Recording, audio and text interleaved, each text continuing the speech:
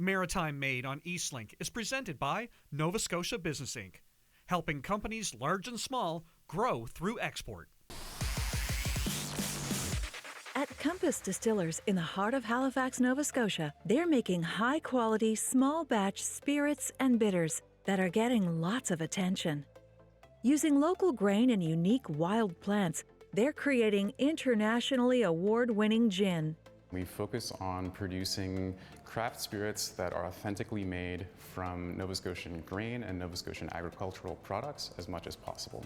My job here is to facilitate the creation of those products by taking grains like wheat, corn, rye, and even barley, and fermenting them, distilling them, and making tasty spirits. What makes Compass special is the dedication to producing everything authentically.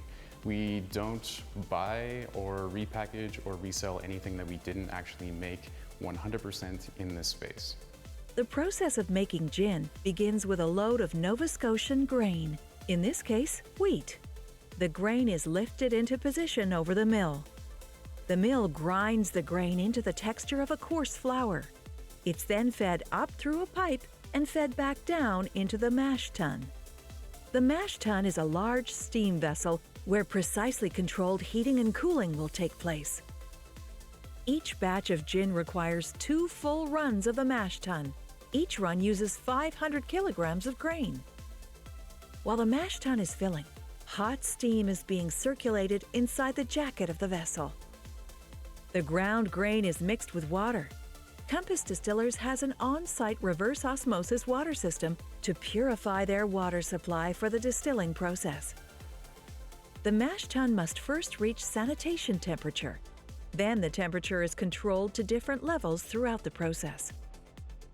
Enzymes are added to the mash tun. A small amount of enzymes can create a fundamental change to a large amount of material. Here, the enzymes will convert the starches into fermentable sugars. Citric acid is added along the way to adjust the pH. Later, it's time to prepare and rehydrate the yeast. As yeast is very sensitive to temperature and temperature changes, the water is prepared to the same temperature as the mash. It's slowly whisked into the warm water. Then the rehydrated yeast is added to the mash. The yeast will start fermentation by converting the sugars and starches into carbon dioxide and alcohol. A sample of the finished mash is used to test the pH and the level of sugars. A small amount of the sample is placed on the refractometer. Inside, as light reflects off the sugars, they're measured in a unit called Brix. At this stage, hoses and a pump connect the mash tun to the fermentation tank. A valve is opened, and a pump pulls the material out of the mash tun and pushes it into the fermentation tank.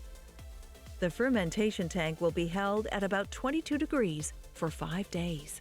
In the gin world, a lot of distilleries actually use commercially produced ethanol as a base. It's a much easier way to kind of go about creating the spirit. We actually produce our own base alcohol from scratch, so it is much more labor intensive, takes a lot more time, and it's a lot more expensive to produce things that way. But last year we probably went through about 50 tons of grain grown here in the province, and a lot of that went towards making gin. The interesting thing about our products is because they're so directly connected to the community in Nova Scotia, when you're purchasing spirits made by Compass, you are kind of directly supporting the farming industry here in Nova Scotia, as we are just constantly using grain that's grown right here in the raw province. After fermentation, the batch is pumped into the still. This is where the alcohol will be separated from the grain and water. The first distillation run creates low wines. They're about 40% alcohol. The spent mash from this process will be collected by a local farmer for feed. In the next step, the low wines are distilled again and are purified to 95% alcohol. The still is heated through a steam jacket on the kettle. Valves control the steam throughout the distillation.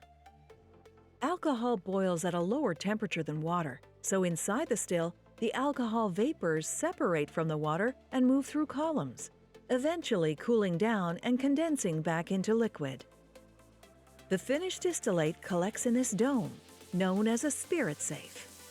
At this stage, the liquid is basically vodka, which is the base of gin. In the next and final distillation, botanicals like juniper, wild plants, and spices are added to the run to create the flavors Compass distillers are known for. Heat and alcohol interact with the botanicals through vapor infusion, and the flavors are pulled into the spirit like an essence. This spirit tank contains the final distillation of gin royal. Purified water is slowly mixed in the tank to dilute the gin to 45% alcohol, which is the desired finished percentage. The head distiller is working gently with the gin while mixing. The flavor compounds they work so hard to keep in the gin would escape if the gin was handled vigorously. A reaction occurs between the water and the alcohol, where they actually bond together so you can no longer distinguish between the two. The alcohol percentage is monitored by a handheld device often throughout this process, but a hydrometer is used to make the final determination. Once perfect, the butterfly pea flower infusion is prepared. The dried flower blossoms are stuffed into cheesecloth and are added to the gin. The royal blue color immediately begins to infuse the batch. When used in a cocktail, the gin royal beautifully changes colors when mixed with tonic. On the bottling line, air and gravity feeds this small batch of hot chocolate vodka into bottles. Each bottle is loaded on the filling line by hand, filled and corked. Capsules are heated to seal the top of the bottle. The head distiller works hard in the pursuit of character and flavor in all their products. This batch of infused vodka is a combination of cacao, dark cocoa, and 3 types of hot peppers. At Compass Distillers, whiskeys, rums, and some gins are barrel-aged. Some on-site, but most barrels are aged at the historic Halifax Citadel.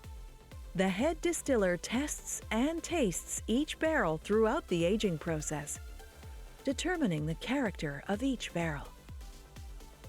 Now, the future at Compass is looking really exciting. We have grown so much in the past few years, and we're seeing so much great support from people all over Canada so far that I think there's going to be some pretty busy but pretty exciting days in the future.